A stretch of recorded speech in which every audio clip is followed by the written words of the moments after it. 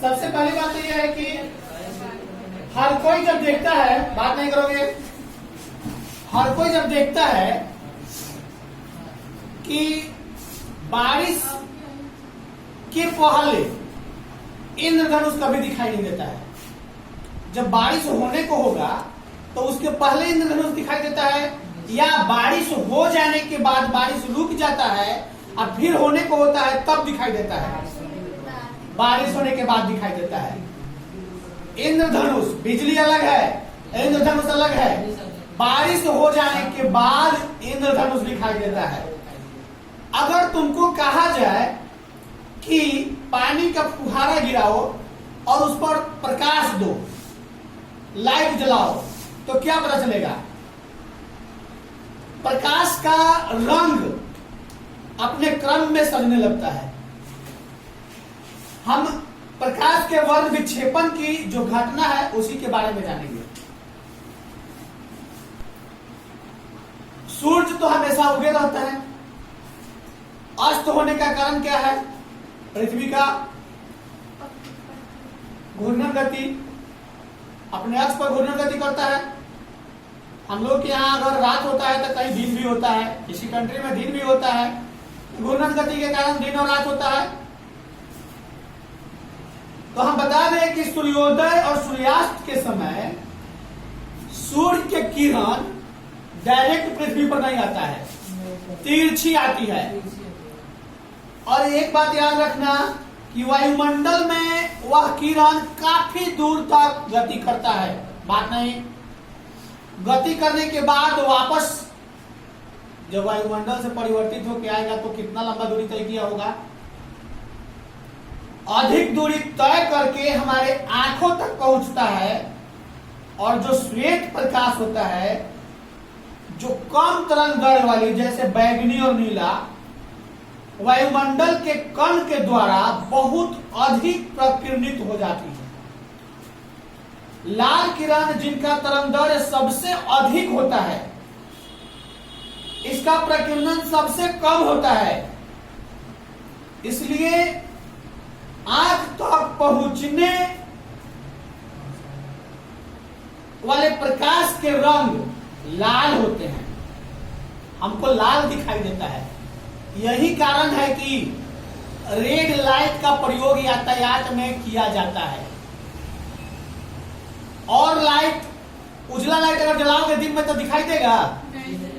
सबसे बड़का लाइट तो सूर्य भगवान जला देते हैं, तो उजला लाइट दिखाई नहीं देगा। उसी पर वो लाल पट्टी बांध दो ना, वो लाइट दिखाई देगा, क्योंकि इसका जो प्रकीर्णन होता है सबसे कम होता है। इसलिए रेलवे सिग्नलों में रेड लाइट का प्रयोग किया जाता है, कभी व्हाइट लाइट का नहीं। ग्रीन लाइट, येलो लाइट का प्रयोग किया जाता है, मतलब विचलन के अनुसार किया जाता है। अधिकतर देखोगे कि रेड लाइट स्पष्ट दिखाई दे देता है। अंधेरा में भी नहीं दिखाई देता है। दिन में भी दिखाई देगा, अंधेरा में भी दिखाई देगा। आगे बताते हैं कि इंद्रधनुष जो रेनबो कहते हो तुम लोग, बचपन में सब कोई देखता है तो कहता है कि भगवान पानी खींच रहे हैं। ऐसा तो नहीं है। अभी भी आदमी कितना बोलता है? आदमी बोलता है जो अनजान है, जिसके पास यह ज्ञान नहीं है, अशिक्षित है। जो इस पाठ को, इस लेसन को जान जाएगा, वह ये नहीं कहेगा कि पानी खींचा रहा है। सूर्य का प्रकाश श्वेत होता है, सब कोई जानता है। वर्षा के दिनों में वर्षा के बूंद पर जब पड़ता है तो कभी कभी दर्शक को, जिसकी पीठ सूरज की ओर हो, स्पेक्ट्रम के रंग वाली संकेंद्रीय चाप दिखाई देती है। सूरज की तरफ मुंह करके देखोगे तो नहीं दिखाई देगा, सूरज की तरफ पीठ करके देखोगे ना तो दिखाई देगा।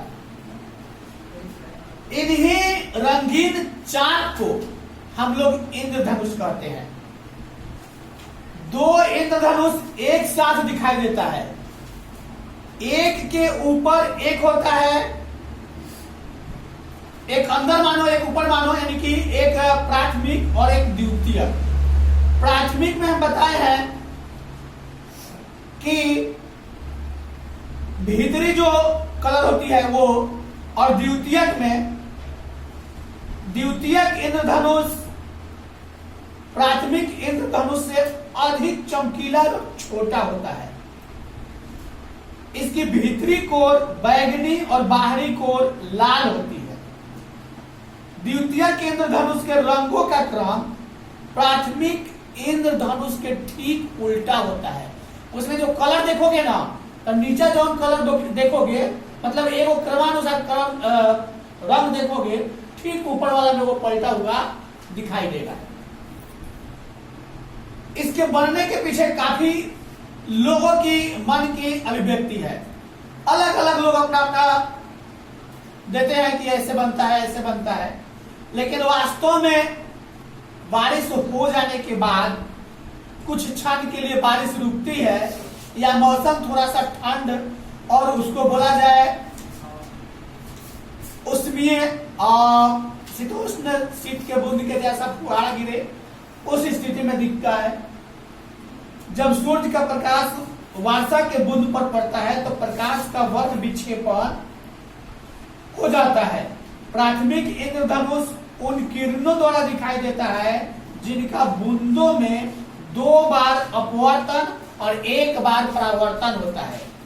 यदि 2 बार अपवर्तन और 2 बार परावर्तन होगा तो वह क्या हो जाएगा? द्वितीयक हो जाएगा। 2 बार अपवर्तन और परावर्तन दोनों हो जाएगा तो द्वितीयक हो जाएगा। 2 बार अगर अपवर्तन होता है और 1 बार आंतरिक परावर्तन होता है तो वह प्राथमिक हो जाता है। इसमें एक बात और बताना है कि द्वितीयक इंद्रधनुष हमें सूर्य के उन किरणों से दिखाई देता है जिनका वर्षा के बूंद में 2 बार दोनों हो जाता है। अपवर्तन और परावर्तन, आंतरिक परावर्तन होता है। यहां ये जो बताया गया है बात, रैले नामक व्यक्ति इस बात को प्रतिपादित किया था। उस साइंटिस्ट का नाम था रैले। वायुमंडल के वर्तमान कोणों से सूर्य के किरण में काफी मतलब गहन अध्ययन करने के बाद तरंगदैर्घ्य को देखकर और परिकिरण की परिभाषा को उन्होंने तय किया था। तब से लोग यह जानने लगे कि इंद्रधनुष कैसे बनता है। उनके अनुसार बैगनी जो रंग होता है उसका प्रकीर्णन सबसे अधिक होता है। फिर भी आकाश बैगनी नहीं दिखता है। आकाश का रंग कैसा दिखाई देता है? नीला दिखाई देता है, दिखाई देता है ना। अंतरिक्ष यात्री को काला दिखाई देता है। जो अंतरिक्ष में यात्रा करते हैं लोग ना, उनको काला दिखाई देता है। हम लोग यहां से देखते हैं तो बैगनी दिखाई देता है, बल्कि नीला दिखाई देता है।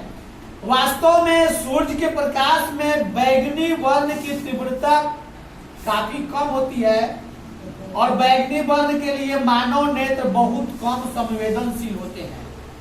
वायुमंडल में प्रकीर्णन कोणों से प्रकीर्णित प्रकाश की तीव्रता लघुतम तरंगदैर्घ्य अर्थात नीले वर्ण के लिए उच्च होता है। यही कारण है कि आकाश का रंग कैसा दिखता है? काला किसी को दिखता है क्या?